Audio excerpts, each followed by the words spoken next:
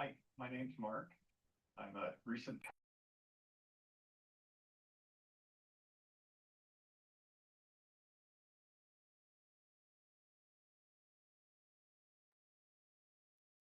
Shalom and welcome to Wisdom in Torah Ministries. Today, I want to take the opportunity to do a teaching based on last week's Torah portion, because it's already the new week, that I want to focus a little bit more on the message of the cities of refuge and connecting that to the book of Hebrews. And I think it'll be a blessing to you. What I really want is to make connections and to ask questions and to present some of the information to you so that you're able to understand the role, the purpose, and the function of Yeshua as Messiah and the mind behind the writer who's conveying a message.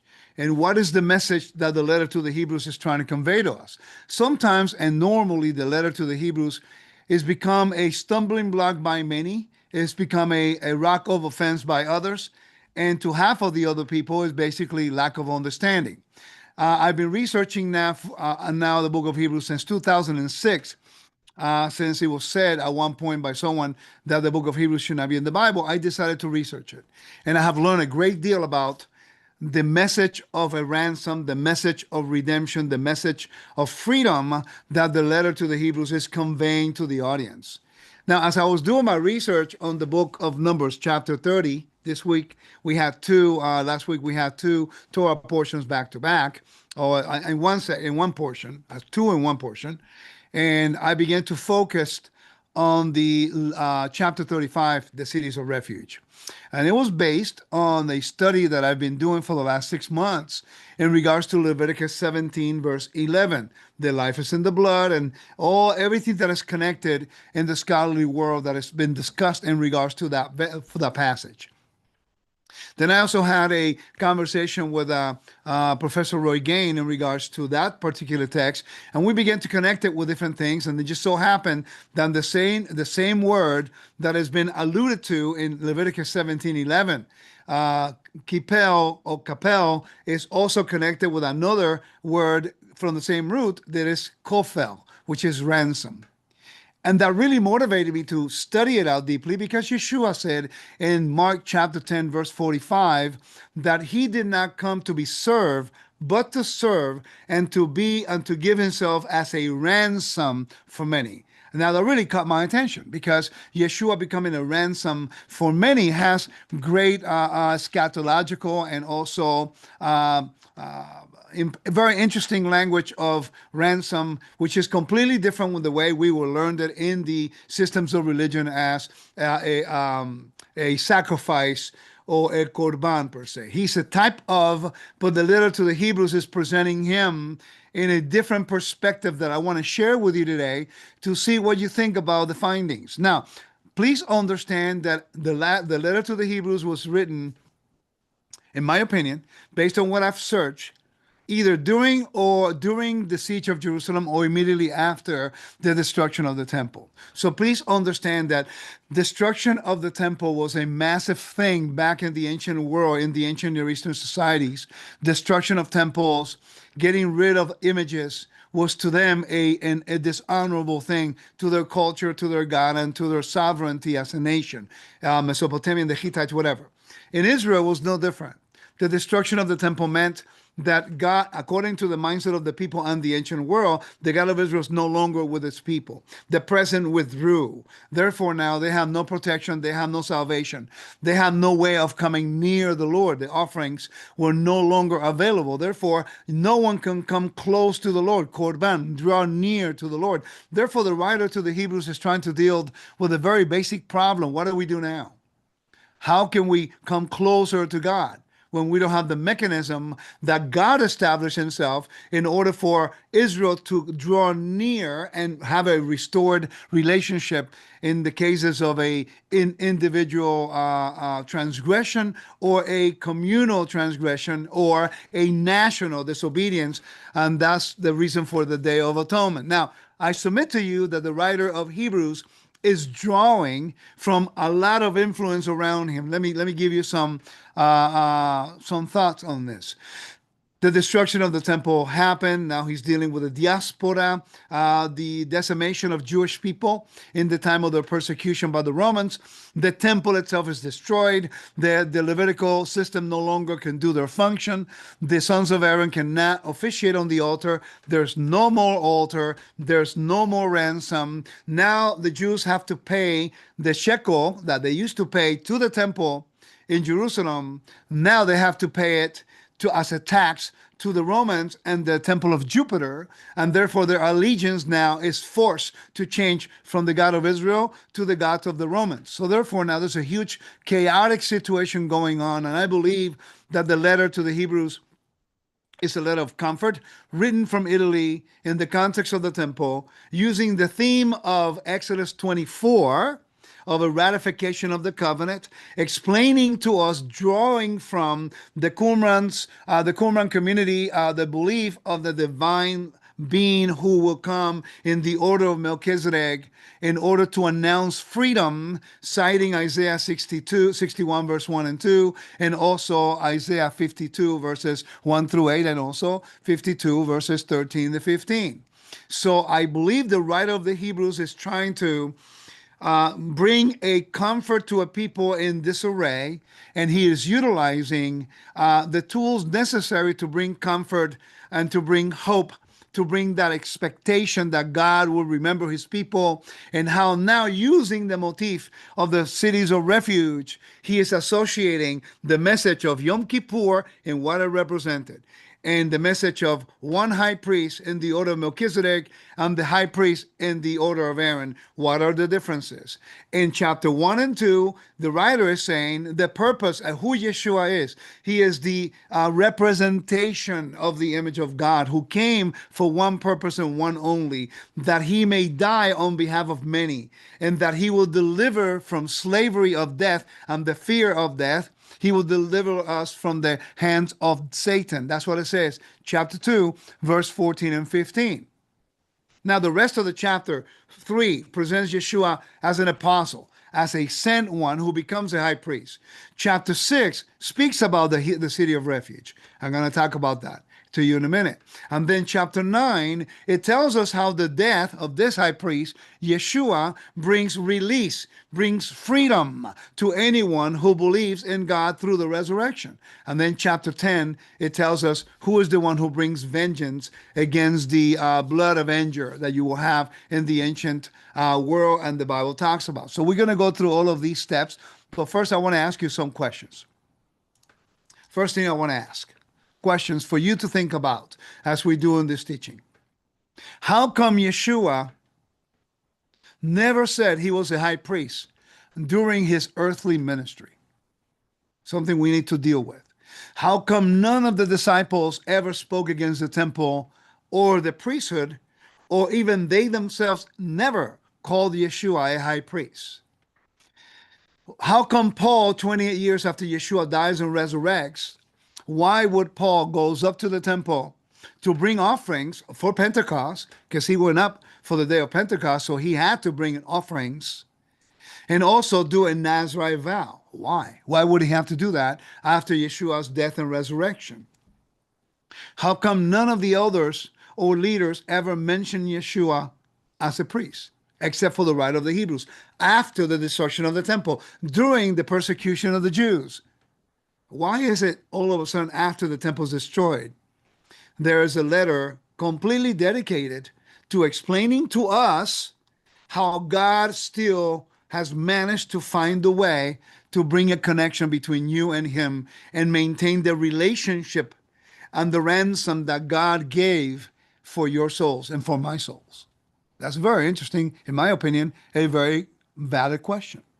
Could it be possible, that's my question that I post here, could it be possible that the mind of the author of Hebrews, that he was drawing from the words of Yeshua in Mark chapter 10, verse 45, which says, For even the Son of Man did not come to be served, but to serve, and to give his life as a ransom for many. Now you have to consider, you got to trace the word ransom in that context all through the New Testament, and also connect it with the word redemption. Okay, they all come from the same root. Okay, and is there any connection between the book of Hebrews and Numbers 35 and its meaning? That's what I'm hoping we can cover in today's teaching. Now, guys, I got to say something to you, and I hope that you understand where I'm coming from. I've always been a believer in Yeshua. And I will say that I'm a strong believer in Yeshua. I have defended him not amongst Christians only, but also amongst Orthodox. And like I always tell people, one thing is defending your faith against a Christian with different theology. Another thing altogether is when a anti-missionary or a rabbi who opens the door for a dialogue without any pressure of conversion or anything, they want to know about what you believe, and you're able to share what you believe without being ashamed of it and present information that maybe he doesn't agree with, but at least it's a little different than the normal response that we hear in the system of religion. And I think that the people that I know in Israel that are Orthodox, maybe I've gained their respect through all the years that I've been going there, and understanding where they're coming from, and they have given me a platform, at least amongst themselves, the people that I know, to openly have a dialogue about Messiah being Yeshua. Whether they agree or not is done with the intention of learning, exchanging. But think about it; they give me the opportunity to do so, and they don't feel offended in any way. So I like to think that we're opening the bridge, that we're trying to be a bridge of communication. I'm grateful for that. But I believed in Yeshua yesterday, and I believe stronger today based on all this evidence. Not because someone tells me, not because I only need the faith to believe in him. Yes, I do have the faith. But with all the questions, with all the craziness going around, it's always nice to see how scripture complements each other, and everything is there if we learn to connect them. And that's really what I'm trying to do today. So I'm going to share the screen here real quick, and we're going to start going through my notes. I want to focus on my notes. We're going to read part of the chapter, okay? And I want to maintain just the information. I want you to get it as much as you can. So give me 1 second, and we're going to start, okay? But I'm right here. Leave some books. If I leave them here, they're going to fall in. All right, so to understand a little bit more about the role of Messiah as the ransom, I really truly believe we have to learn to connect certain things in the Torah to bring clarity in our minds about the role of Messiah. Okay? So, is there any evidence in rabbinical writings in regards of a substitute, or in this case, a ransom? Okay? Now, again, I'm only going to highlight some of these things that I've researched in the past. And I just want to mention in connection with the concept of ransom. That's really what we're going to be covering here. The concept of ransom. Kofel, okay? Or kipel in the book of Leviticus. Is there any rabbinic teaching that connects the deliverance of a manslayer in Numbers 38 with the Messiah's future role as ransom? It's a question that I ask. Okay? And they are rabbinic themes. So we're going to look at some of them. Okay? In the Mishnah, for example, the Mishnah Makot says, in the case of one who accidentally kills, he is not to be taken back to the city of refuge except by order of the court. If the avenger of blood finds him outside the city, he may kill him if he is not guilty of bloodshed. And he is not guilty of bloodshed. If the high priest dies, and this is the essence of the whole teaching, how the death of the high priest brings freedom to a manslayer who committed a crime, but it was an unintentional. The intent was not premeditated. Keep that in mind. He returns to his city and to his house, to the place in which he fled. The mother of the priest gave clothing and food to the murderers, so that they will not pray for the death of their sons, because they knew that if their son dies, then they'll go free. For it was said the murderer cannot leave into the death of the high priest. So the death of the high priest is considered to have expiatory, even vicarious power. The death produces a release of the guilty party without monetary ransom. That's very important, okay? Which is similar to a substitutory ransom. Kofel, And that's something we want to talk about. In the Leviticus Rabbah, it talks about Rabbi Huna said in the name of Rabbi Akkah, the sufferings of Messiah are a saving atonement for his generation. The Talmud Babli, Sanhedrin 90 AB, says the Messiah is described as the leper scholar, sitting at the gates of Rome, bearing the pain of Israel. He bears our sickness and carries out our sorrows. Now, when you go to Isaiah chapter 52, and I want to go here real quick. By the way, and one thing I want you to understand, I'm not just quoting excerpt of some of the rabbinical writings without its proper context. It's something that I make sure that I take time to study it because I don't want to miscommunicate or misrepresent a particular quote. I've studied these things before, so this is the topic. Whether mainstream Judaism today adhere to some of these is a different story, but I just want to make sure we're clear that it's written there. It's just we need to study and make connections. I hope that makes sense to you, and we have to be honest with what we're trying to figure out here. When we go to Isaiah 52, on Isaiah 52, something really interesting occurs here. And I want to just read it real quickly. It's not part of the topic, but I think it's relevant, and I want to read it to you. Okay? Give me 1 second. Isaiah 52. Hold on. Okay, so in Isaiah 52, let me share the screen so you can read it with me. And I'm going to be spending a lot of time here sharing the screen. Please, this is a study. This is not a preaching. So please understand that. Okay? I want you to notice something. In verse 13 of chapter 52, remember, we're not reading 53 now. Okay, we read in 52. It says, and look, my servant shall achieve success. The Targums says here that the servant is the Messiah. Okay, he shall be exalted, and he shall be lifted up, and he shall be very high, just as many were appalled at you. Such was his appearance beyond human disfigurement, and his form beyond the sons of mankind. So he shall sprinkle many nations. Because of him, kings shall shut their mouth. And for they shall see that he has not been told them, and they shall consider with full attention what they have not heard. So the key here is sprinkling for many nations. Sprinkling. Now, if you read the book of Ezekiel, it tells you that we will be sprinkled with clean water. Okay, now remember, we're talking about corpse impurity. You're talking about the waters of purification, which contains the ashes of the red heifer. So the issue of the thesis that I'm presenting here today is how God is eliminating death, corpse impurity. Now, consider this. When we read Numbers 35, verse 9, all the way to the end, I want you to consider all of the elements that are in question. Okay, we have to be part of the Commonwealth of Israel. We're grafted into the house. Why do we have to be in the house? In the ancient Near Eastern culture, you know that salvation was proclaimed by a king when he had a family or a kingdom, he had a city, and he had protection for that city. Therefore, when we call the Lord our strong tower, and the walls of Jerusalem are strong and powerful and high lifted up, it represented a motif of salvation, protection, provision, and also how the king will take care of you and protect you from the enemy, protect you from death. So Jerusalem, by and large, was actually a city devoid of death. Now, let me explain.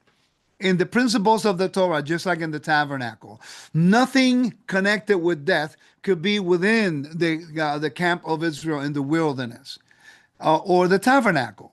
Now, please also understand that in the context of the same theme, in Jerusalem, because it's holy, and because the name of God is placed there, because the temple was there was a high priest there, and the city itself can have the rules of holiness. Therefore, someone dies, they have to remove them outside the camp, to be buried outside the camp. They cannot, anyone touches any dead corpse, they have to stay unclean for 7 days, certain amount of days. And before they go into the temple, they have to be sprinkled with the waters of purification. Okay. So please understand that the concept here that we're sharing today is about how God is doing away with death through the ransom of Yeshua, and his blood represents the guarantee, not money, but something greater than money.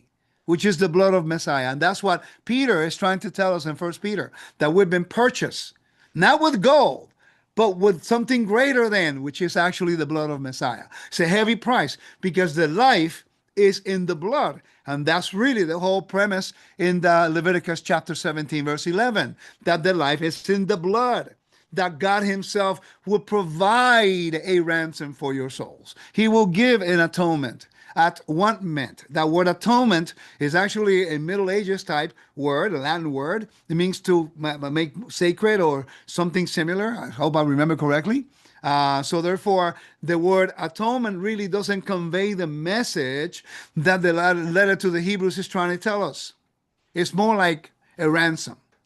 That the blood of Messiah is what ratifies this covenant that gives us life, that God gives us life through a work of a high priest. So all of a sudden now we have to seek refuge. In whom do we seek refuge? In God, right? And then who dies and how do we come free? Yeshua dies, and all of a sudden now the letter to the Hebrews is presenting him as a high priest. He dies, and his death brings forth a pardon. Chapter 9, verse 22. His death brings a release. Chapter 9, verse 15. That release is the word that conveys a payment in exchange for your freedom. Somebody who's a slave, which is exactly the same word used for the word ransom in Mark chapter 10, verse 45. So we have all of the elements of the motif or the commandment in Numbers 35 being played out for us in the letter to the Hebrews. And then chapter 10, verse 26 to 28, clearly, verse 26 to 30, clearly tells us vengeance is God's. Okay, remember that someone brings an animal, you had a transgression, and you bring an animal to the altar, to the temple, and they cut the neck of the animal and the blood is collected. Only the priest can manipulate the blood. But by the way, that's your atonement, because the life of that animal now is what allows you to come near the Lord. The moment that blood touches the altar and there's an indexing between you and the altar through the blood, now you're in good standing with God.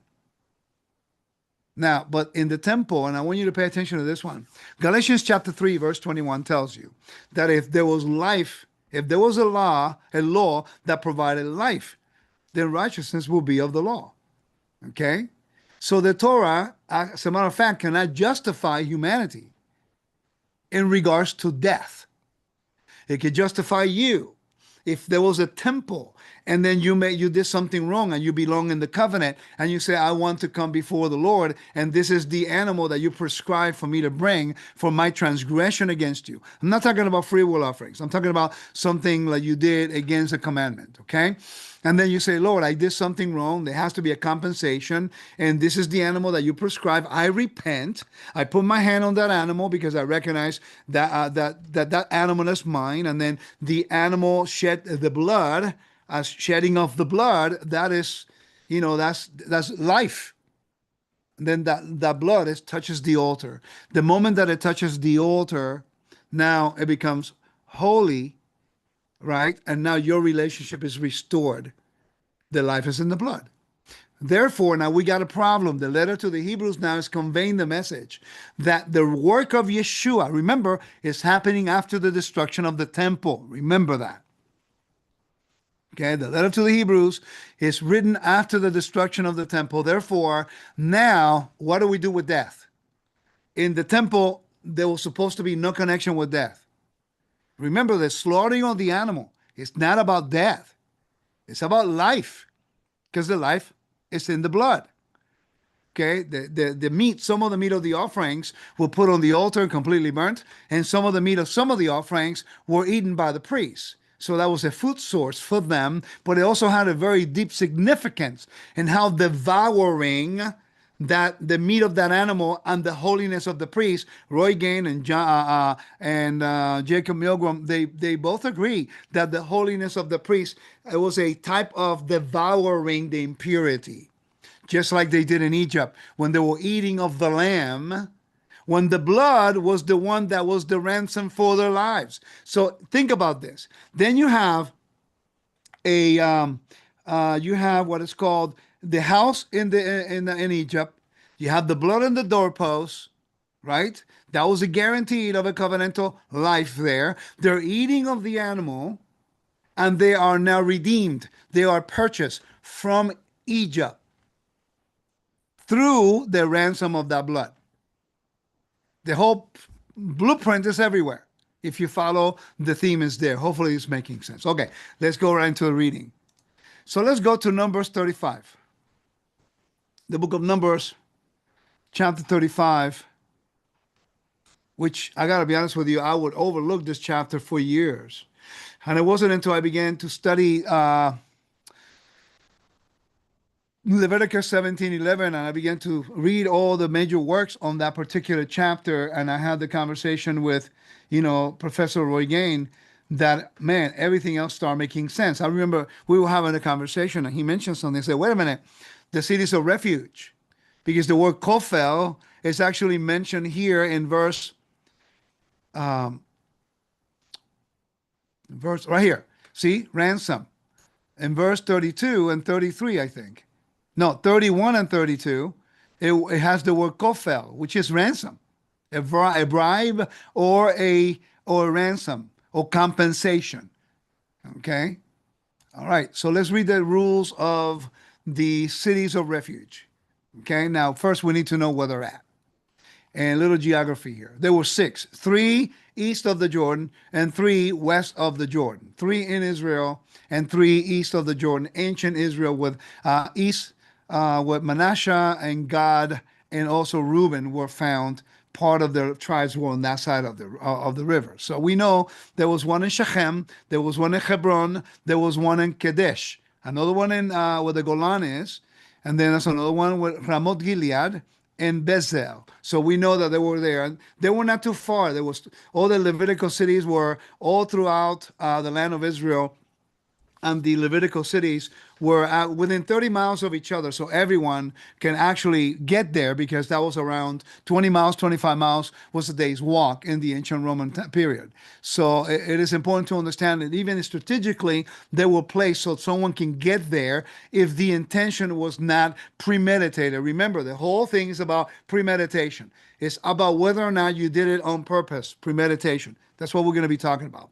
The Lord spoke to Moses, saying, speak to the Israelites and say to them, when you cross the Jordan into the land of Canaan, you will select for yourself cities and for your cities of refuge, that a killer who has killed a person unintentionally can flee there. Okay? The city, and by the way, this is my thesis right now.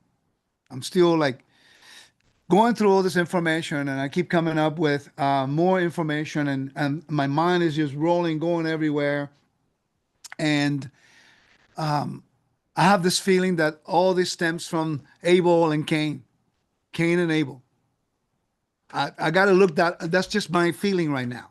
The whole first murder has a lot to do, because the book of Hebrews actually talks about the blood of Abel crying out. That's interesting.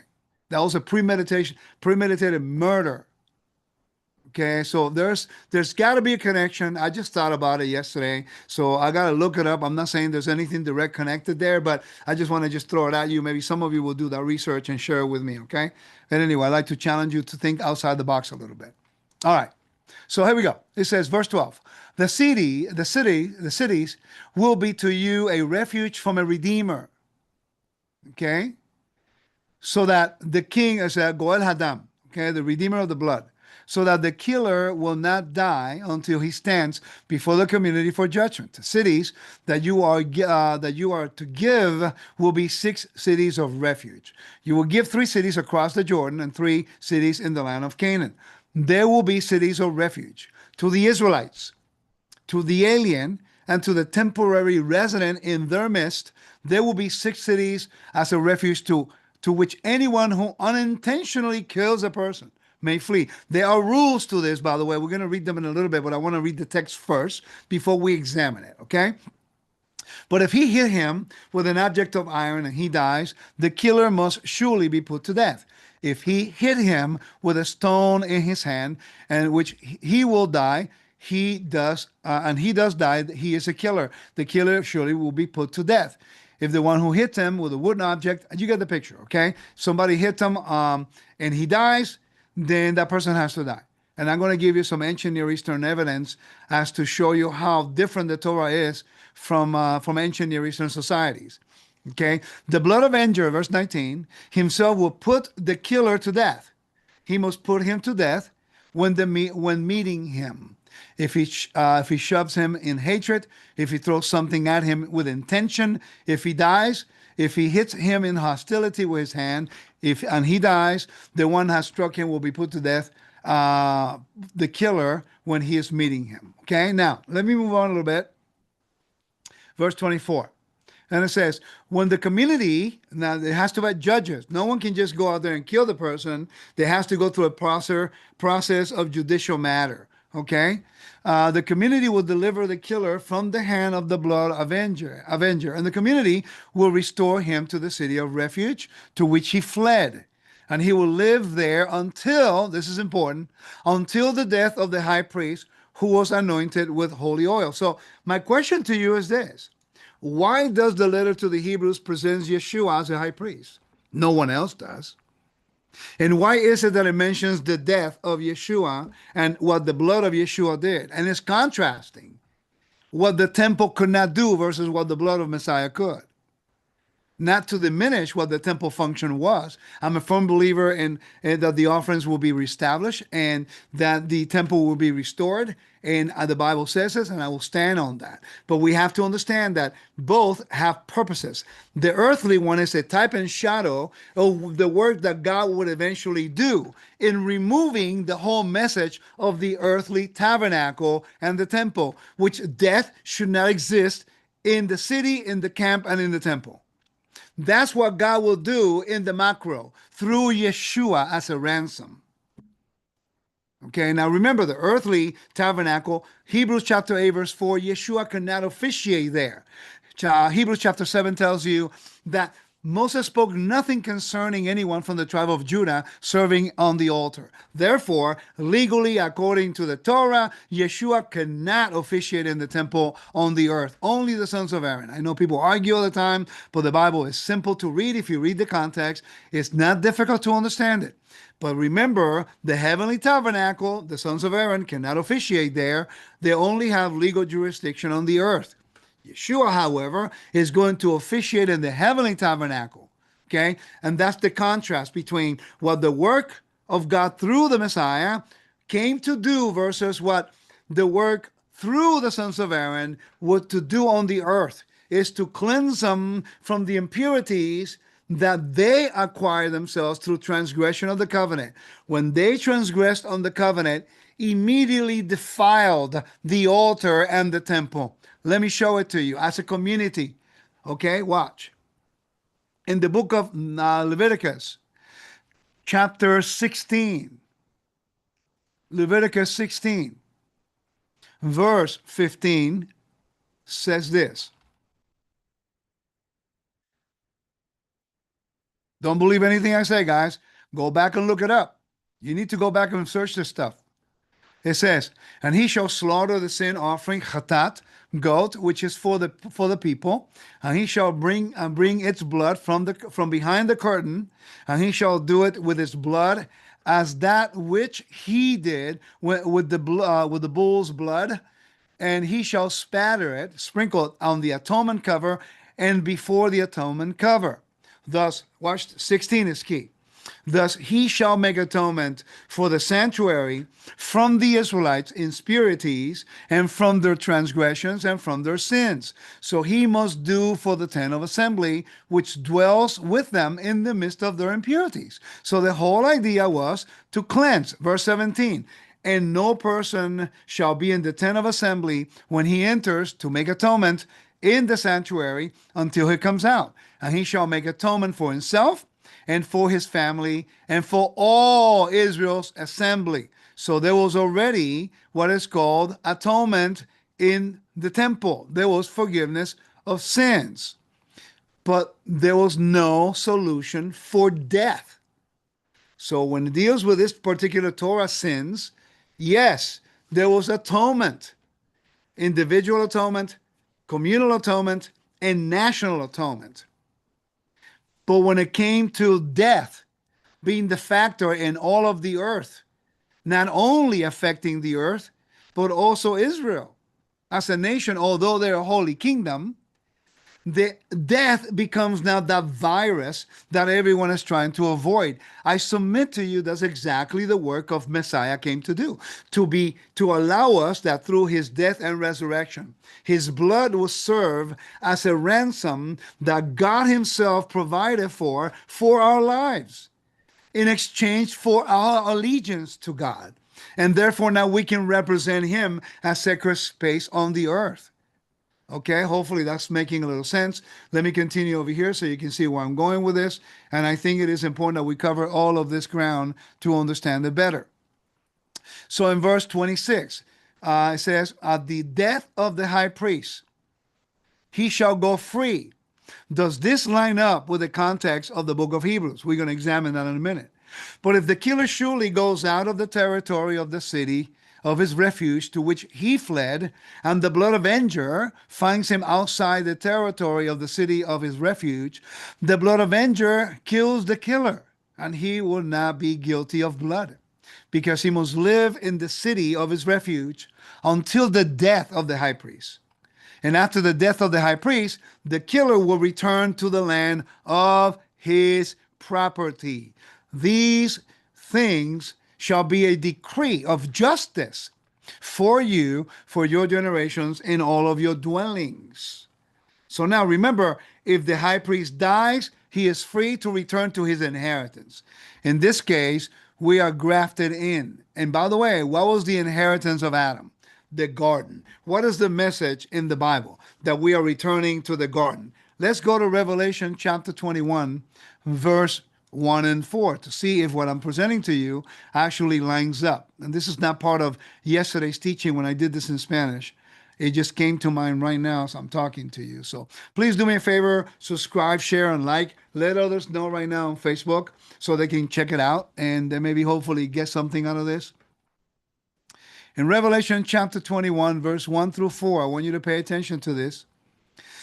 Then I saw a new heaven and a new earth, for the first heaven and the first earth have passed away, and the sea did not exist any longer. And I saw the holy city, a new Jerusalem, come down out of heaven from God, prepared like a bride adorned for her husband. And I heard a loud voice from the throne saying, behold, the dwelling of God is with humanity, and I will take up residence with them, and they will be his people, and God himself will be with them. Now remember, God himself, the Father, this is after the Messianic age. So now the Father is going to be here. He's going to dwell among us. How can he? Where's the only place that the presence of God could dwell? In the temple. Why? Because the whole temple and the priesthood and everything was devoid of death. Death was not supposed to have any connection with the realm of life. And that's what verse 4 says. And he will wipe away every tear from their eyes, and death will not exist any longer. So therefore now what set us apart is that death no longer has authority over our lives. And that's exactly what Acts chapter 13, let's go there. Acts chapter 13, the latter verses, it says in verse 36 in regards to the resurrection. Check this out. It says, talking about David when he dies and he experienced decay, but the one whom God resurrected did not experience decay. Watch what it says. For David, after serving the purpose of God in his own generation, fell asleep and was buried with his fathers and experienced decay. But he, whom God raised up, did not experience decay. Therefore, this is the verse. I want you to pay attention to the language. Therefore, let it be known to you, men and brothers, that through this one, Yeshua, forgiveness of sins is proclaimed to you. From all the things from which you were not able to be justified by the law of Moses. Wait a minute. What is the word here? Forgiveness is the Greek word for aphesis. And what is the word aphesis? A release, freedom, letting go. That's exactly what Yeshua quoted in Luke chapter 4, verse 18. The Spirit of the Lord is upon me, because of which he has anointed me to proclaim good news to the poor.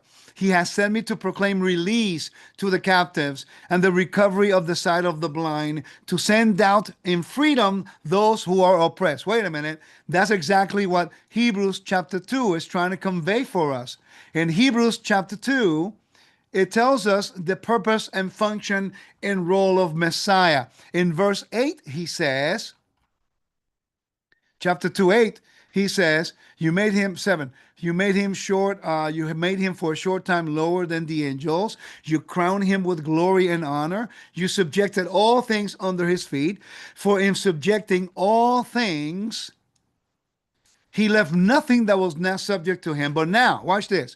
But now we do not yet see all things. Remember, the writer of Hebrews is writing after the destruction of the temple, after no more high priest officiating in the temple, after the Jews are being murdered in all of Israel and in all of the Greco-Roman world.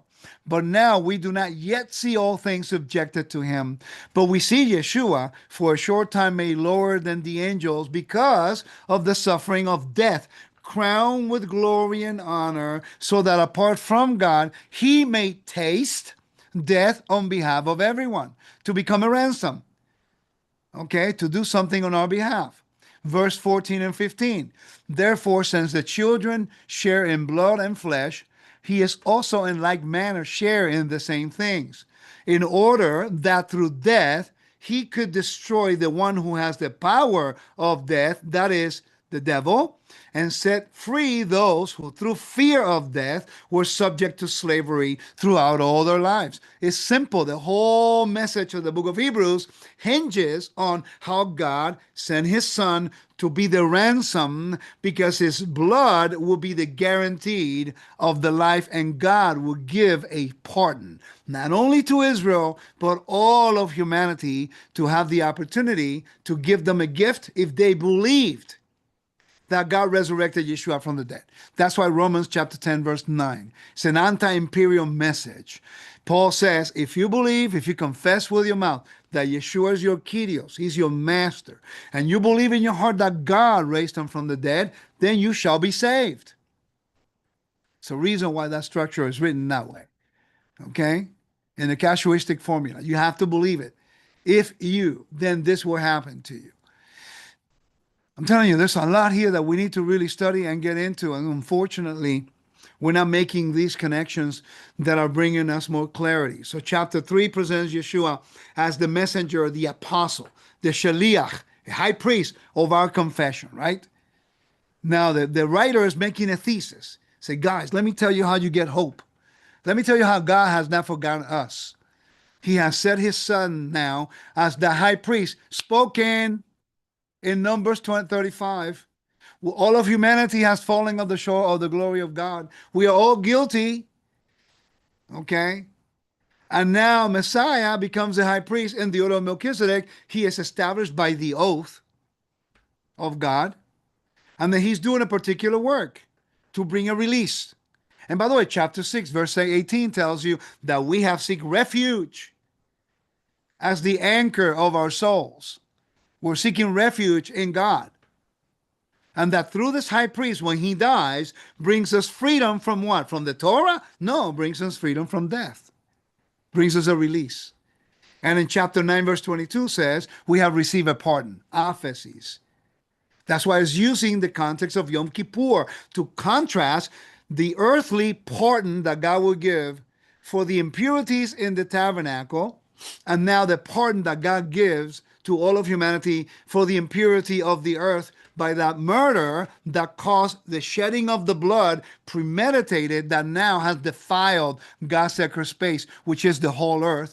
And once the death is defeated, that it has no power, that God has the power of resurrection, then all of humanity can return in a twinkling of an eye from corruptible to incorruptible, we have victory through Yeshua, who became a high priest, who died so that his blood can be the ransom, so that now God can be proclaimed as victorious over the enemy, therefore cleansing not only Israel, not only the nations, but cleansing the earth of the virus of death that keeps us from returning to the garden. Does that make sense to you?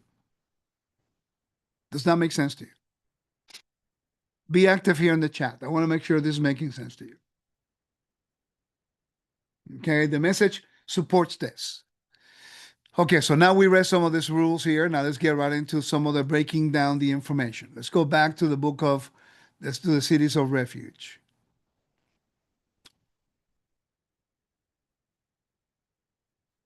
The book of Hebrews clearly echoes the ransom message in Numbers 35, especially in the context of the cities of refuge. The guilt of manslaughter and the death of the high priest act as an act that frees the guilty party. It's just like the mystery of the red heifer ashes, by the way. Think about it. You have a connection with death. You touch a corpse, or you entered into a house where somebody died, or you touched someone that touched a corpse, whatever. You stepped on a sepulcher, you had a connection with the dead. Now remember, ancient Near Eastern cultures would worship the underworld. It was all about the underworld. Okay? But if it is believing in Yeshua, well, believing in the Messiah becomes the mediator. It's through his blood that we come near God. So obviously, believing in Yeshua is what allows us to draw near, because, we believe Yeshua became the mediator, the high priest who interceded on our behalf, therefore to allow us to come to the Father. Clearly, our faith is in God through Messiah Yeshua. That's the whole point. That's really the whole premise, because the whole ritual of the red heifer, right? So you have the waters of purification with the ashes. You touch something with corpse impurity. And we know because it has the hyssop branch and it has the scarlet yarn and all that stuff, just like in the Exodus experience. Remember, they use a hyssop, scarlet yarn, and they put the blood and dip it and then put it on the doorpost. And then you do the same thing with the red heifer. Just like the leper, which is a type of death in Scripture, they have the same ritual. So therefore, it's a type of corpse impurity. So the ritual for the leper, when they do the ritual with the blood and everything, okay? So for the corpse impurity and the ashes of the red heifer, the mystery is how the priest now sprinkles on you the waters, like Ezekiel talks about, and like Isaiah 52 talks about, and then now you are cleansed of the corpse impurity, but then the priest becomes unclean. But yet there was no connection, physical connection, just the sprinkling of.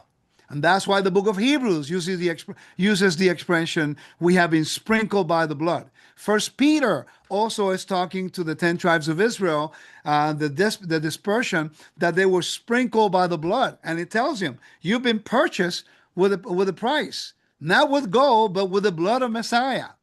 That's the principle of a ransom, not a human sacrifice.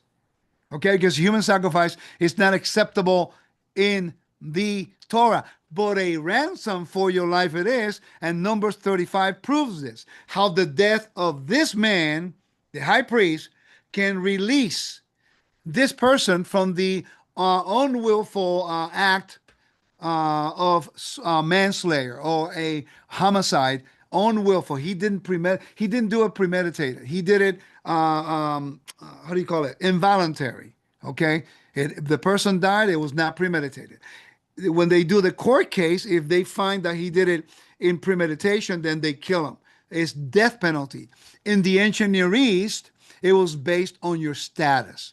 The laws of Hammurabi and the laws of Eshnunna and some of the ancient laws clearly tells you that, it was based on a caste system or compensation. The Torah, however, says no.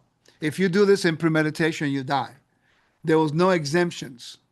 But it's interesting that the death of a man, in this case, the high priest, could actually be a ransom. We use atonement. We should use ransom. Okay? for the life of the manslayer who didn't do it on purpose. Okay, maybe that's exactly what Paul is trying to convey to us in Romans chapter 3 all the way to chapter 8. That's exactly what he's trying to tell us. Hopefully it's making sense to you. Go back and look all these verses. You'll see what I mean, okay? Let's continue. All right, so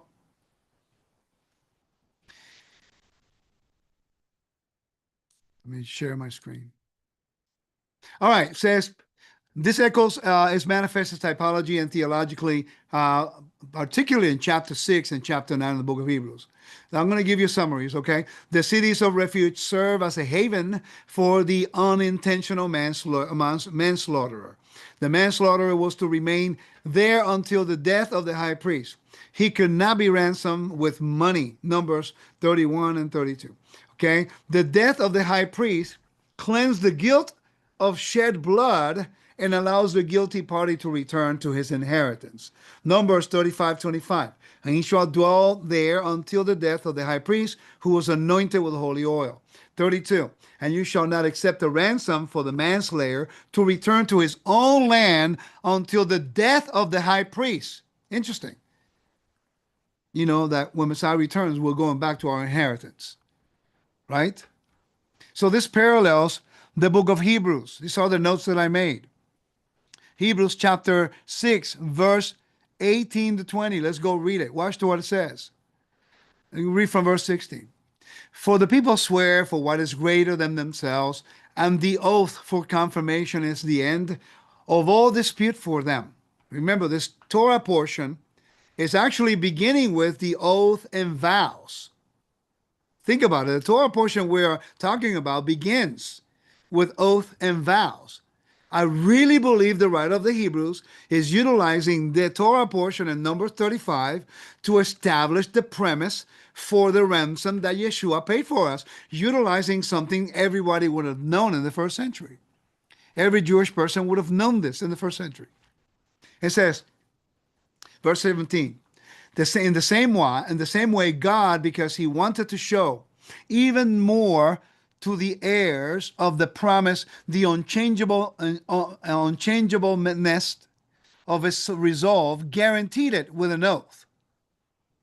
The same thing is spoken in Hebrews. He has ratified it with an oath, in order that through two unchangeable things, in which it is impossible for God to lie, we who have taken refuge may have powerful encouragement to hold fast to the hope set before us. Guys, what is the hope? Have you ever traced the word hope in the New Testament? It's actually always connected with resurrection. It's the expectation. If you do the research on that word all throughout, it's always connected with resurrection. Paul used it in Acts 26, verse 7. To which our 12 tribes hope to attain as they earnestly serve him night and day. Concerning this hope, I am being accused of. He's talking about resurrection. Go back and look it up. Okay, see, now I stand here on trial on the basis of the hope in the promise made by God to our forefathers. Watch, verse 15, chapter 24, verse 15. Having a hope in God, with these men also themselves await that there's going to be a resurrection of both the righteous and of the unrighteous. Acts 23:6. Now when Paul realized that the one part was Sadducees and the other Pharisees, he shouted out in the Sanhedrin, men and brothers, I am a Pharisee, a son of Pharisees. I'm being judged concerning the hope and the resurrection of the dead. So he very well knew the language, and the word hope is connected with resurrection. We need to consider that. So watch this. Verse 19, which we have like an anchor of the soul, both firm and steadfast, entering into the inside of the curtain, where Yeshua, the forerunner for us, entered because he became a high priest forever, according to the order of Melchizedek. He became when?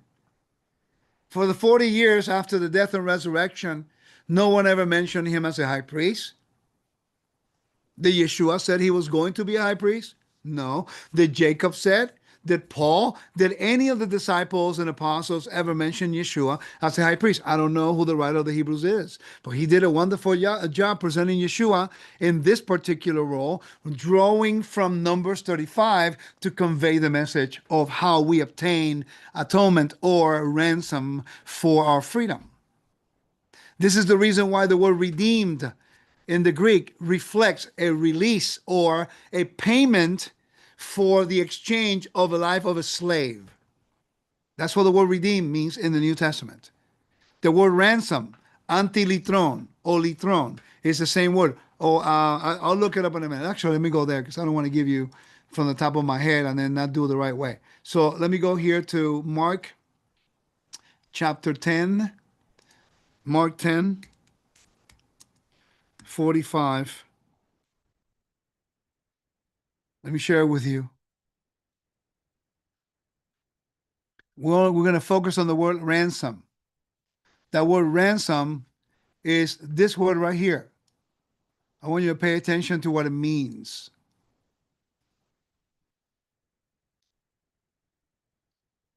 Give me a second. Okay, the word ransom there, the price is like kofel in Hebrew. Okay, what I told you that earlier. Litron in Greek. Okay, litron in Greek. It says, the price paid to redeem someone or something, to cancel a debt or obligation, or to secure an exemption for punishment. In the Old Testament, ransom is usually found in conjunction with a price or a penalty for an offense of individuals, like in Exodus 21:30. If a ransom is set on him, he will pay the redemption money for his life according to all that is said before him. Numbers 35:31. Also, you will not take a ransom payment for the life of a killer who is guilty of death. So if you're guilty, there's no ransom for you. Okay? According to the biblical precedent here. Isaiah 43:3 says, I am the Lord your God, the Holy One of Israel, your Savior. I give you Egypt as a ransom. Okay? Kofel. The term can refer to a redemption of a slave, an animal. And in the first century, pay attention to this one. This is very important. In the first century Greek world, the term was commonly used for the release of captives or prisoners. In the New Testament, the term is used of Jesus' sacrifice of humanity, for humanity, offering. In Matthew 20:28, just as the Son of Man did not come to be served, but to serve and to give his life as a ransom for many. Same thing says in Mark chapter 10, verse 45. In 1 Peter 1:18 says, because you know that you were redeemed from your futile way of life, inherited from your ancestors, not with perishable things like silver and gold. Where is it? But with the precious blood of Messiah, like that of an unblemished, spotless lamb, who was foreknown before the foundation of the world. Now, the word redeemed. What is the word right here? Lithro, redeem, receipt of ransom, a payment, a release. And you find it in certain places in the New Testament. In Timothy 2:14, who gave himself for us in order that he may redeem us from all lawless and purify for himself a people for his own possession, zealous for good deeds. 1 Peter 1:18, because you know that you were redeemed from your futile way of life, inherited from your ancestors, not with perishable things like silver and gold, but with his blood. Luke 24:21.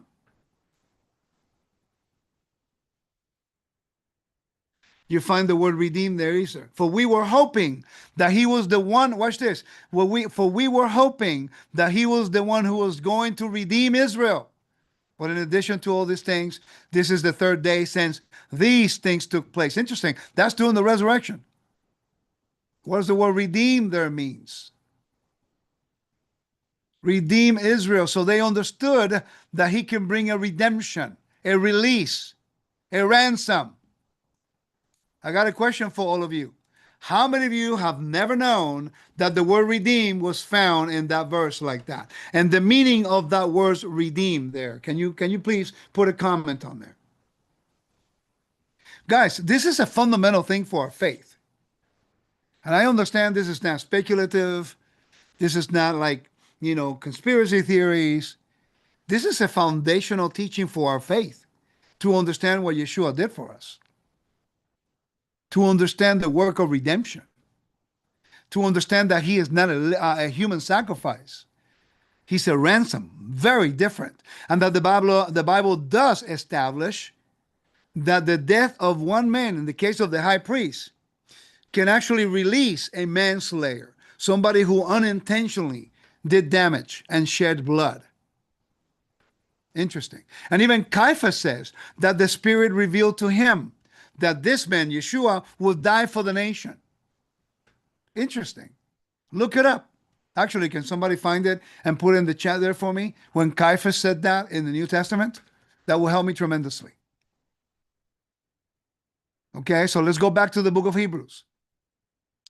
Now, remember that hope represents resurrection. Remember that now they seek refuge. Remember? In verse 18, in order that through two unchangeable things, which is impossible for God to lie, we who have taken refuge. Now, if that word refuge was found everywhere in the New Testament, I will say, it's just a normal word. But when I went and I looked up the word refuge, okay, and I looked up what it means: flee, take refuge, flee for refuge. What's interesting is that it's found only twice in the New Testament, and its uses are different.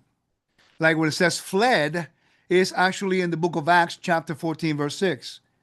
When in the diaspora, it says, and they became aware of it and fled to the Lycaonian cities. In other words, they are fleeing from a city from danger.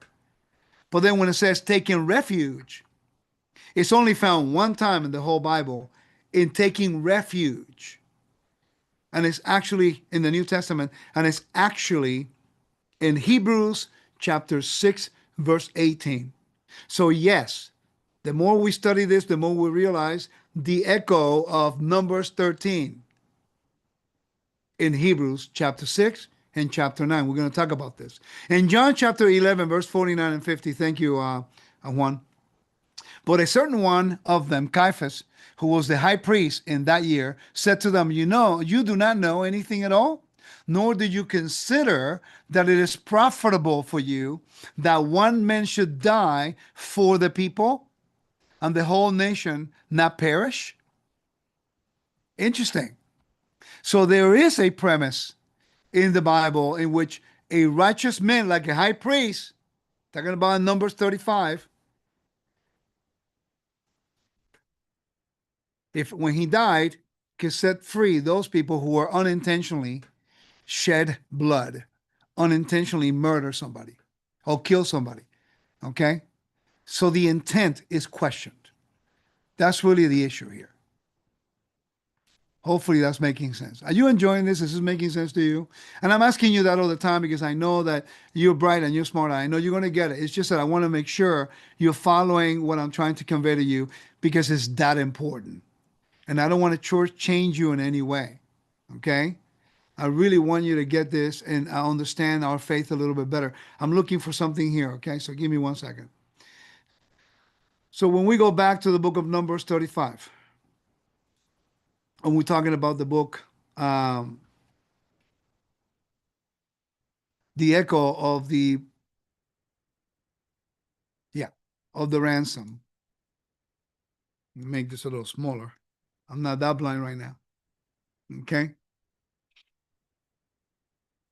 So the phrase, he who have fled for refuge, evokes a flight, evokes the flight of the manslayer to the city of refuge. Yeshua is presented as the eternal high priest whose death guarantees access to the final liberation. I already read that in Hebrews chapter 2, verse 8 to 15. And also we're going to read in Hebrews chapter 9, verse 11 to 15. Right, let's go there right now. This is really the evidence that I want to take you to. Yeshua becomes a high priest. And then in verse 9, verse 11, all the way to 22, if we read in sequence, remember, Hebrews tells you that Yeshua, let me go review real quick. Hebrews is telling you that Yeshua is doing a role. First, he is the express image of his glory, character, the representation, the edging. Okay, he's the sent one by God. He is the messenger. That's what the Bible says. Even the writer of Hebrews says it. He is the messenger. He's the apostle. Oh, Lord, let's go there. Let's go to Hebrews chapter 3. I had someone get mad at me recently because I said Yeshua was the messenger, and he said it all along. My Father sent me. But therefore, holy brothers, sharers of the heavenly calling, consider Yeshua the apostle and high priest of our confession. Okay? What does apostle mean? Simple word definitions. Okay? Messenger, envoy, delegate, messengers. I don't understand why that's so difficult. Yeshua is the messenger. Every definition of the word apostle, send out, apostle, letter, send off. So Yeshua is the sent one from God. What's the problem with that? I don't understand that.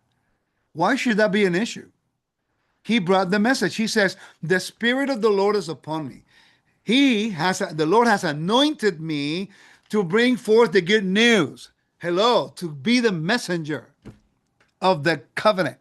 I'm the messenger of the gospels. The good news. What is the good news? He's going to give release to the captives and free from those who are bound. Guess what? All of humanity, we are bound to death. And he became a ransom. And then the writer to the Hebrews presents him as a high priest, ordained by God for one purpose and one function, so that now this righteous man, and who was righteous and moral, who died unjustly who killed by the Romans. He was murdered by the Romans. So the Romans shed innocent blood, and the elders of the priesthood, of the king, of the leaders of Israel, they were actually in cahoots with the Romans. Not the people, because the people welcomed Yeshua as their king. It was the leadership, certain part of the leadership there, who wanted him dead, shedding innocent blood. Okay, they became a manslayer, except that it was premeditated. Okay, but they used the excuse of a mock Sanhedrin or a kangaroo court to judge this man that was innocent. Okay, so therefore now he is releasing humanity. God is releasing humanity because now Yeshua becomes the guarantor of the covenant through his blood that gives life, because the life is in the blood. Thus now we have life to enter. Leviticus 17:11 in the structure in Hebrew really conveys this message. Do your research. Go back and look it up. It's incredible. If you want to know more about that, I have a podcast I did with Professor Roy Gann. He did a wonderful job explaining it directly from the Hebrew. Okay? All right, so let's continue here. Let's go now to Hebrews 9, verse 11. But Messiah has arrived as a high priest of the good things to come, through a greater and more perfect tent, not made by hands, that is, not of this creation, and not by the blood of goats and calves. Remember, the issue is death, something that the blood of goats and calves cannot do. But by his own blood, he entered once and for all into the most holy place. But it was not the earthly one. He went to the heavenly tabernacle, obtaining eternal redemption. Guess what the word here is in Greek? Redemption. Let's look it up. I left one letter out. Whoops. Wow, that's not what I wanted to do. The reason why I use my program all the time and I do it this way, because I want you to see what I go through in my process of learning, guys. Many times we believe people, they tell us stuff and we don't really validate it. I want to show you how I get it. See? Litrosis, redemption, ransoming, redeemed. So now you know when you see the word redeem in Luke chapter 168. Blessed be the Lord, the God of Israel, because he has visited to help and ransom his people. You see the word redeem, and we never understand what it means. But put in the context of ransom. Now it makes more sense. That word, the way that is used, is found also in Hebrews 9:12 and Luke chapter 2:38. At the same hour she approached and began to give thanks to God. So to speak about him, all those who were waiting for the redemption of Jerusalem, the ransom. Interesting that everybody knew in the first century and we don't today. Okay, let's continue. It says, verse 13, for if, now I want you to pay attention to the language here. For if the blood of goats and bulls and the ashes of a young cow sprinkled on those who are defiled sanctify them for ritual purity of the flesh. Question, what is the number one topic here? What is the ashes of the red heifer used for? And if you know what that is for, then you know the context of what it's talking about. Come on now, go ahead and comment in the chat.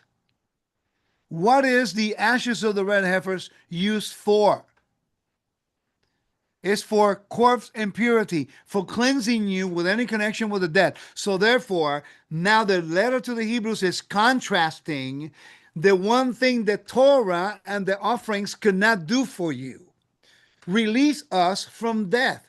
It can release us from impurities. It can release us from our sins or transgressions in the Torah that defile the temple, that defile the altar. But still, everyone dies. And that's the purpose of Hebrews 11, the Hall of Fame of faith. Every single one of them died with the expectation, with the hope. Let's go there. Hebrews chapter 12. 12 over 11, one of the two. There we go, chapter 11. Listen to how it starts. Now, faith is a realization of what is hoped for, the proof of things not yet seen. For by this the people of old were approved. By faith, we understand the worlds were created by the word of God, in order that what is seen did not come into existence for what is visible. But hope. What is hope? The resurrection. Okay? And if you keep reading all the way through, the Great Hall of Fame, they all die, by the way. All these died in faith without receiving the promises. What promise are we talking about? Life, eternal. Okay? And if you keep reading, you'll see it all the way through. Actually, it's verse, even is connecting the crossing of the Red Sea, which I've taught before, with resurrection motif. By faith, they crossed the Red Sea and on dry land, the Egyptians, and when they made the attempt, they drowned. The war drowned. By faith, the walls of Jericho fell down. Now listen to what verse 35 says. Women received back their dead by resurrection, but others were tortured, not accepting release. Oh, interesting. What is that word release? Hold on. Apolytrosis, which is release, is actually the release of a payment of a slave in order that they may gain a better resurrection. Okay? Verse 39, listen to what it says. And although they all were approved through their faith, they did not receive what was promised. Talking about the Hall of Fame. Because God had provided something better for us so that they would not be made perfect without us. In other words, saying God was waiting for all of us. When Yeshua dies and he becomes a ransom, his blood ratifies the covenant. Now we have access and we have an eternal blessing. Let's continue in Hebrews chapter 9. Hebrews chapter 9.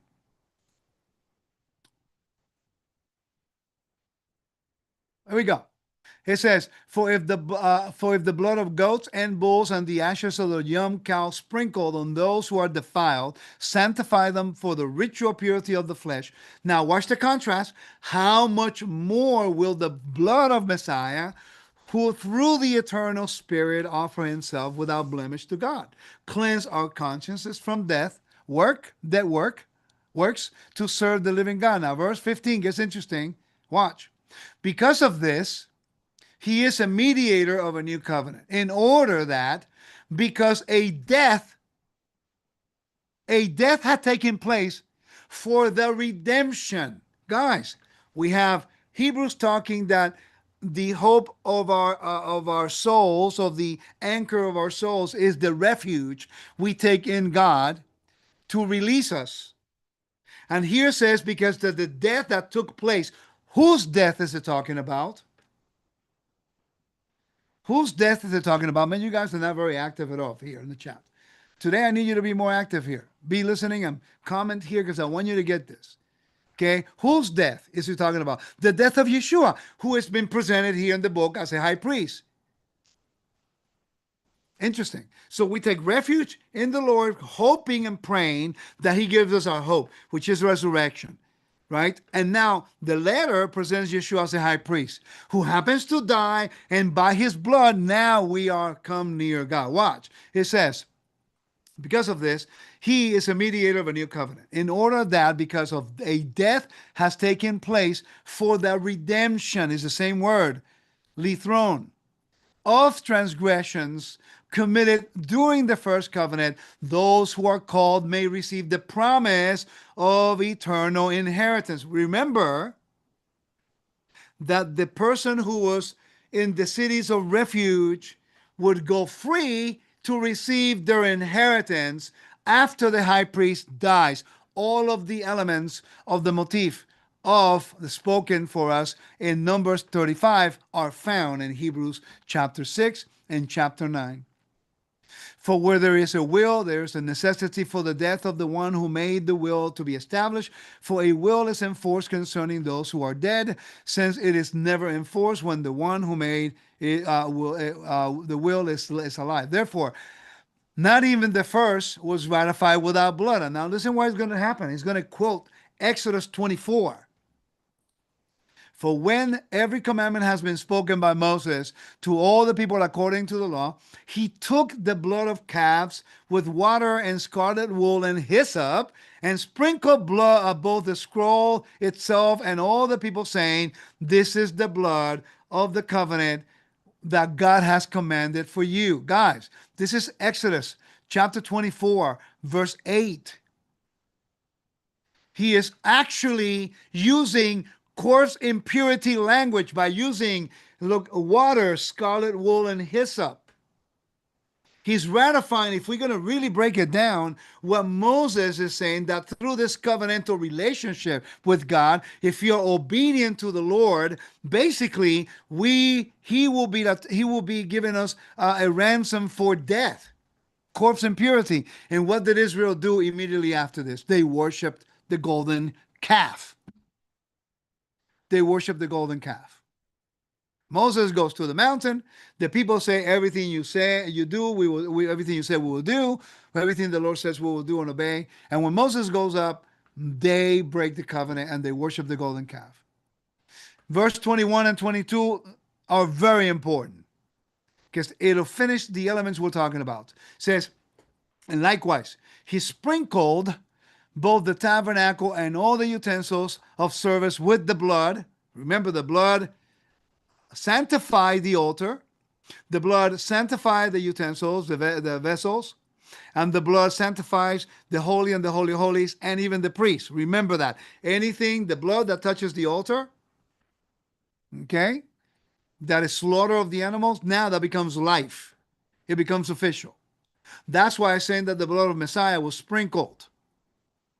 It becomes official, becomes ratification on a covenantal nature. It's stronger because its life is in the blood. Leviticus 17:11. Verse 22. Indeed, nearly everything is purified with blood according to the law. And apart from the shedding of the blood, there is no forgiveness. Guys, the word forgiveness is the Hebrew word aphesis. It's the Hebrew word aphesis. Okay? And the word aphesis is a remission. It's actually found 14 times in the New Testament. If you've been following me along, you know what I'm talking about. It's connected with the word jubilee. Out of the 45 times, 50 times is mentioned in the Septuagint, 25 times is connected with the jubilee, Leviticus 25 and 27.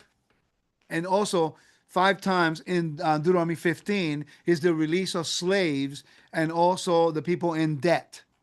So Yeshua quoted this, by the way, in Isaiah 61, in Luke chapter 4, verse 18. The word to proclaim release is actually aphesis, remission. In freedom, the same thing. He says to bring freedom, those who are oppressed, is the word aphesis, which is connected with the Jubilee, which is connected with a release. Release from what? What was the message of Yeshua? We are going to be released from death. And that's what the letter to the Hebrews is conveying. Now, these are every place in the New Testament, 17 times in the New Testament, and 15 times is found as forgiveness of sins, and twice is as freedom.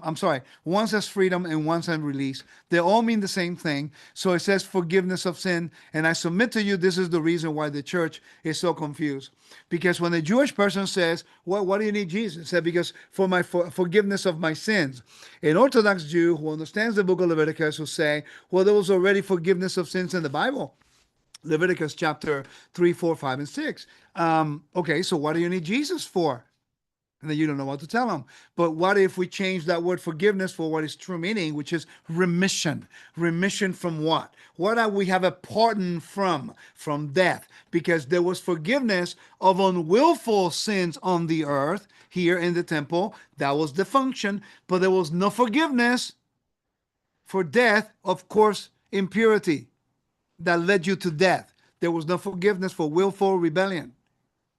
Okay, the earth is defiled because there is a shedding of the blood. That is an affront to God. And who started that? Abel, when he was murdered by Cain. Okay, that's the beginning of the whole process of God trying to restore the sacred space, the garden, and then also to bring a ransom for the life of humanity. Something for you to consider as we go along. Now, what other point do we have? Did we get this on Hebrews chapter 9? Does that make sense? Let's continue reading because it's going to get a little bit more interesting. It says, therefore, it was necessary for the sketches of the things in heaven to be purified with these offerings. The word sacrifice is not actually in the Greek. It's not there. So it's in italics.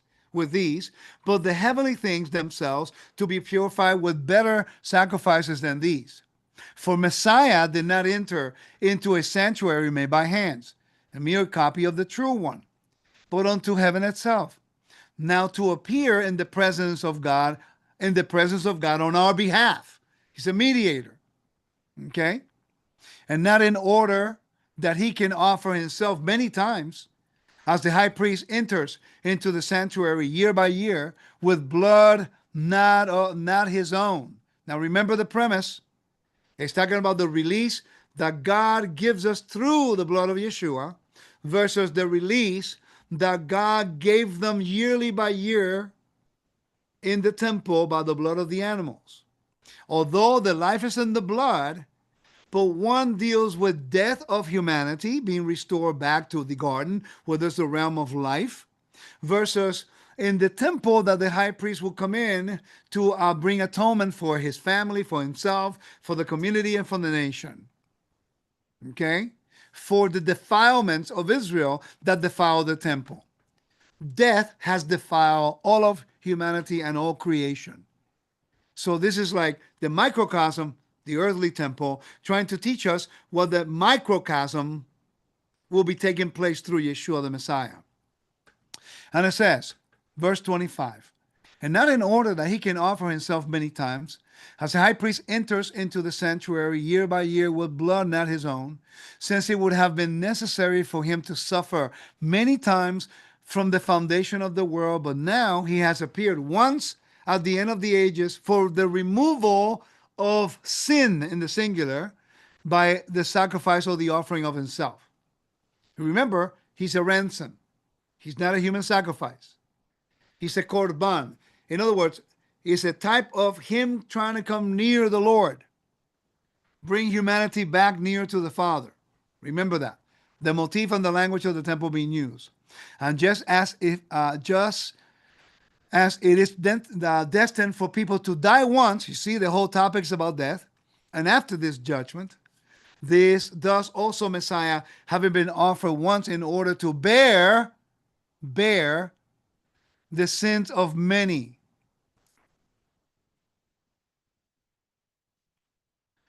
To carry, taken up, to bore, to take the sins of many, humanity, right? Will appear for the second time without reference to sin to those who eagerly await him for salvation. Salvation. Guys, salvation from what? What was the manslayer hoping he will receive by being part of the city of refuge? But he was expecting the hope of the manslayer who unintentionally killed somebody and he shed the blood of that person. And the Goel Hadam, the what do you call it? The redeemer of the blood is looking to kill him, right? But the manslayer, his hope is that through the death of the high priest, then he can go free. He will be a ransom, a life for life. But he would only be saved if he was within the city of refuge. Now you know why salvation has a lot to do with being part of Israel. Not that salvation is obtained by being part of Israel, but that God granted us the gift of salvation, meaning that we are now being ransomed so we can go from the realm of death into the realm of life and become partakers of the holiness of the camp, being in a covenantal relationship with the people in the camp, thus receiving safety, because God would always take care of his people within his camp, 12 tribes. That's why we're grafted into the olive tree. We are part of the Commonwealth of Israel. We don't have to be literal parts of the 12 tribes, but we can be grafted into them. And that's why Ezekiel 47, verse 21 to 23 tells us that in the Messianic age, we are going to receive an inheritance within the 12 tribes. For the alien and the stranger who dwells among them, who had children among them, they will receive part of the inheritance, because we will be partakers through the ransom, through Yeshua. Now we're going to receive the inheritance, exactly how it presents it here in the book of Hebrews. Are you guys enjoying this? Is this making sense to you? People who leaves Yeshua behind, they're not connecting this stuff. They just fall in love with something and they go running and rejecting Yeshua. So what does the Bible say about that? What does Hebrews chapter 10, verse 26 to 28? We're going to read through the whole chapter. I want you to see the sequence. It says, for the law, possessing a shadow of good things to come, things that are about to come, not the form of the things itself, is never able year by means of the same sacrifice which they offer without interruption to make perfect those who draw near. It tells you right up here in verse 27, it tells you because of death. Okay, perfect. You need to look up this word, perfection. Teleo. Teleo. Let me see how I pronounce it. Okay, by the way, when Yeshua died on the tree, what did he say? At this, Yeshua, knowing that now at last everything was completed, in order that the scripture will be fulfilled, he said, I'm thirsty, right? Fulfilled. The word fulfilled is teleo. Okay? Meaning that it's finished. What is the work of the ransom? Okay? Everything needs to fulfill for him to become a ransom. Let's continue.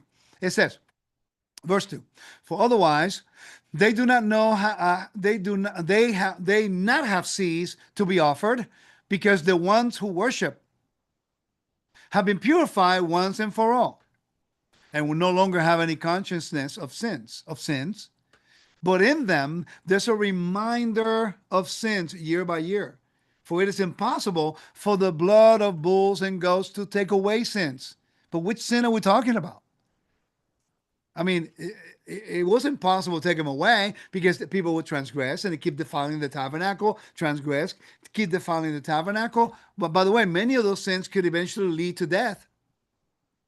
It says, therefore, when he came into the world, he says, sacrifice and offering you did not want, and a body you prepared for me. You did not delight in her on burnt offerings or offerings for sins. Then I said, behold, I have come in the roll of the book that is written about me to do your will, O Lord. But wait a minute, he established the tabernacle. He asked for the offerings. They were actually, ordained on Mount Sinai, Numbers 28. So what is it talking about that? The people were no longer doing it according to the heart that God required. That was the problem in Isaiah 63 to 66. Okay?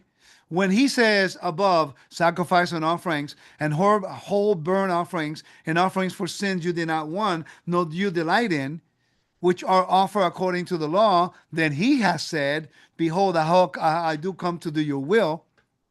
He takes away the first in order to establish the second, by which we are made holy through the offering of the body of Yeshua Messiah once and for all. So you better understand this verse, because then this is a contradiction to the book of Ezekiel, which tells us that they're going to rebuild the temple and the offerings will be standing in the millennial reign.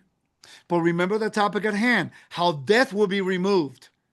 The Day of Atonement cannot remove death. It can only give a temporary pardon. But God has granted an eternal pardon, aphesis, in which if we believe that God resurrected Yeshua, and then the blood of Messiah becomes the ransom because he became the high priest, therefore now we are freed from what? From death. And that's really the topic all along. And you see what I mean when I get to 26.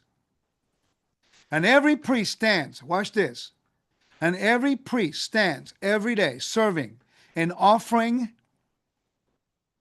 the same sacrifice many times, which are never able to take away sins. But this one, after he had offered one offering for sins for all time, sat down at the right hand of God. That means that he's not doing the office of the high priesthood anymore,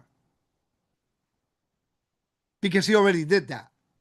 Now he was a priest and the high priest in the order of Melchizedek, but now he already did that role. Now he sits. No one can sit in the presence of God except one person. That's a prince whom God chose in order to be his king on the earth. David was called a prince and Solomon was called a prince. There's a verse that I forgot right now in Chronicles which says that God called Solomon to sit on God's throne as his prince. As his prince. In the temple, there was a place. In the court of Israel, there was a seat in which only one person can sit. It was the king of Israel. A priest cannot sit in the presence of God. That's one of the rules of the Asherah, the temple. A priest cannot sit anywhere near the altar. The men cannot sit when they're doing the prayers in the court of Israel. No one can sit in those areas. Only a king of the line of David can do that. That's why Thessalonians says that the false Messiah, the son of perdition, will sit in the temple as if he is God. What it means is that he's proclaiming himself to be king. And if he is not of the line of David, that is encroaching on the Santa. And that means that it's a defilement. Challenge on the authority of God. Okay, let's continue. First Chronicles 29, verse 22 and 23 reads this way. And they ate and drank before the Lord on that day with great joy. And they made Solomon, the son of David, king the second time. And they anointed him commander for commander for the Lord. You see, that word commander is actually prince. It should be Nasi or Nagid, one of the two.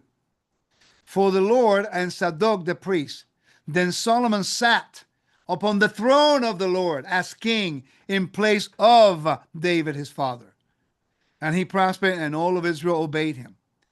So we do know that the king of Israel is actually the prince of God. Hey, Rico, how can you prove that? Let's go to the book of Acts, chapter 5.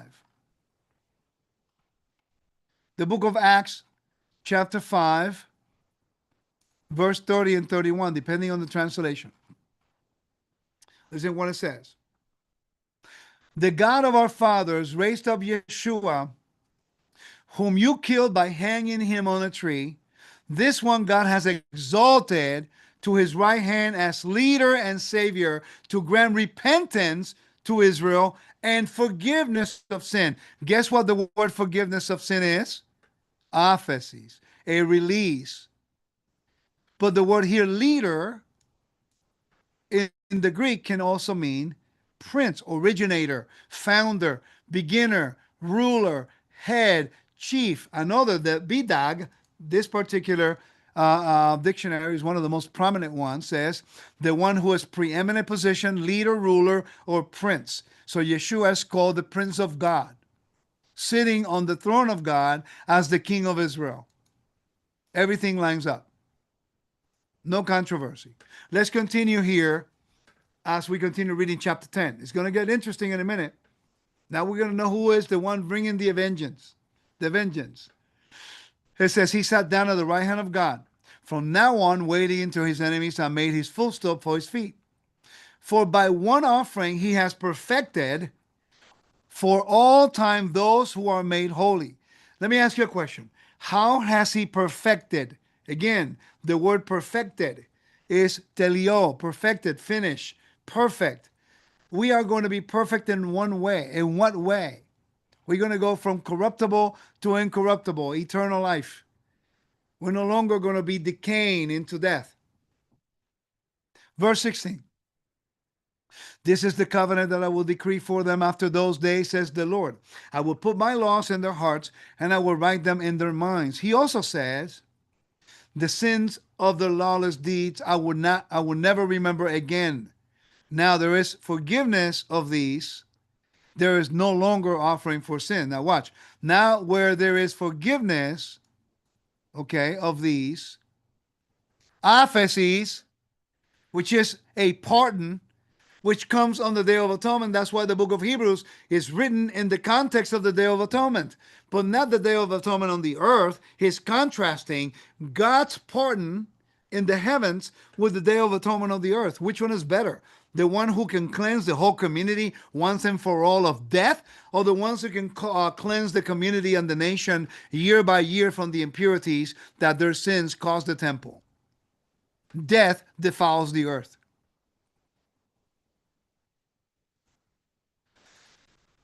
Verse 19. Therefore, brothers, since we have confidence for the entrance into the sanctuary by the blood of Messiah, because it's a ransom, remember? We have confidence to entrance because it's life. It represents life.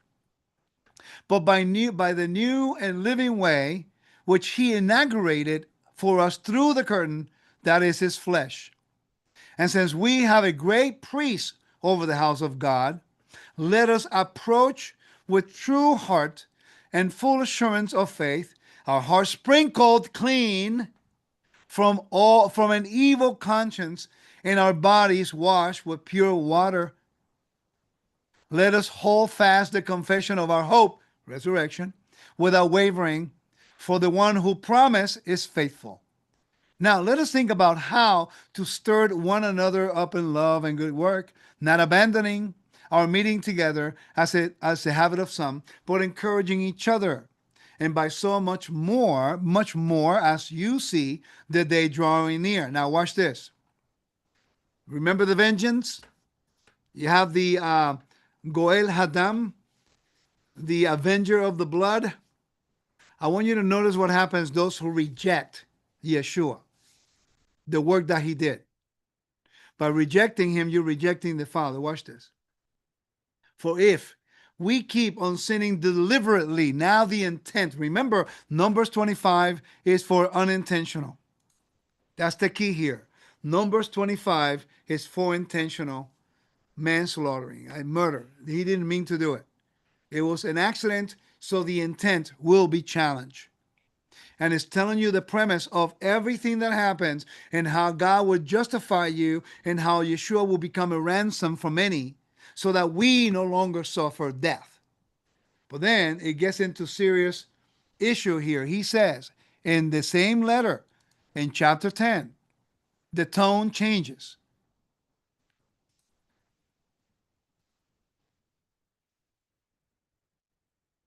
He says, give me a second, guys.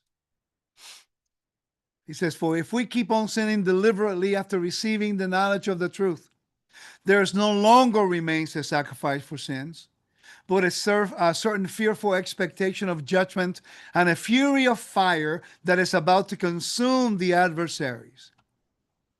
Anyone who rejects the law of Moses, if you look at that word rejecting, it actually has different definitions. Deny, set aside, invalid, declared invalid, reject. It's a heavy duty price here. And it says, anyone who rejects the law of Moses dies without mercy on the testimony of 2 or 3 witnesses. And then look at the contrast. How much worse punishment do you think the person will be considered worthy of who treats with disdain the Son of God? The word disdain should be looked into. Trample on the foot, oppress, minimize, disdain. And who considers ordinary the blood of the covenant. See, the blood is the key. It's not ordinary, common, unclean, impure, because this is different. The blood of Messiah served as a ransom. Who considers ordinary the blood of the covenant by which he was made holy, and who insults the Spirit of grace. For we know the one who said, vengeance is mine, I will repay. So it's telling you here that if we sin deliberately, rejecting the Torah and also rejecting the Messiah and the work of ransoming us from giving himself as a ransom so that God can restore us into his presence. If we reject that gift, then God will become the avenger. That's what it says. Vengeance is mine, I will repay. And again, the Lord will judge his people. It is a terrifying thing to fall in the hands of the living God. And then if you continue to read, you'll know what I mean.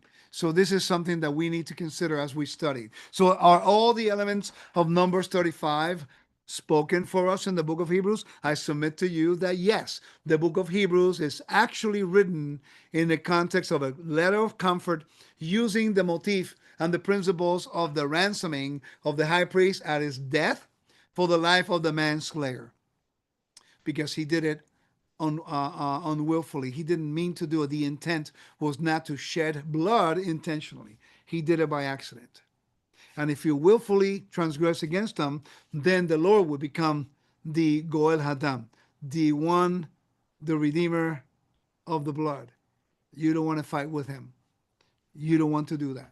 Make sure that we continue to learn, to grow, and investigate all of these things. And I pray that this teaching was a blessing to you. I pray that it was edifying for your lives. And please make the connections. Please share this with others. And remember, don't believe what I say. Go back and look it up. Put it all together. All right? And if I'm willing, if I messed up on something, I'll change it. I'll fix it. But this is to me, it's paramount. Understanding that the word ransom is so prevalent in the Bible. Kofel in Hebrew. And also lithron in English. And we need to study this a little bit more. We need to know what Yeshua come to do. Okay, he's not a human sacrifice. That is not what the Bible conveys. He gave himself as a ransom. Okay, that's why the book of Hebrews presents him as a high priest. Understanding that the death of a high priest can release those people who are accused of something that their intent was not to do. And that's why all humanity has fallen short of the glory of God. There was a murder in the beginning, remember? Cain murdered Abel. And what did Cain do? Now think about it. If you go back to the story, he'll build a city. And anyone knows in the ancient Near East, cities had walls. Therefore, he was seeking for his own salvation. He was seeking for his own refuge. That's why he asked for a sign. What are we going to do? God gave him a sign. Everyone leave him alone. Right? Because he was seeking for refuge. He was not seeking for God's refuge. He wanted his own. Let us not seek our own refuge. Let us seek our refuge in the Lord, because he has provided a ransom for us. His name is Yeshua the Messiah, and ratified through his blood, because there's life in the blood. Shalom. Take care, guys. Please subscribe, share, and like. and share this with other people. And if you want to learn more, please go to Wisdom in Torah Ministries and sign up, study with me. Let us grow together. And remember, go into Wisdom in Torah events.com and check out our future trips to Israel coming up soon in November. Shalom.